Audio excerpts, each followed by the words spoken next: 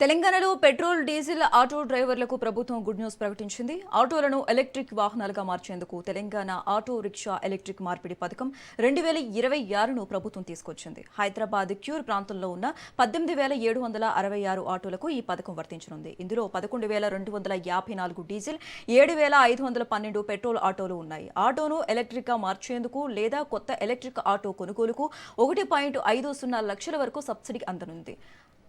Is 123 ఆమోదించిన కిట్లతో రెట్రోఫిట్మెంట్ కు అవకాశం కల్పించడంతో పాటు ఫిక్స్డ్ బ్యాటరీలతో ఎంపిక చేసుకునే వెసులుబాటు ఉంటుంది. పథకం అమలుకు 200 కోట్ల బడ్జెట్ ప్రతిపాదించారు. కాలుష్యాన్ని తగ్గించడంతో పాటు ఆటో డ్రైవర్ల ఇంధన ఖర్చును తగ్గించడమే లక్ష్యంగా ప్రభుత్వం ఈ నిర్ణయం తీసుకుంది.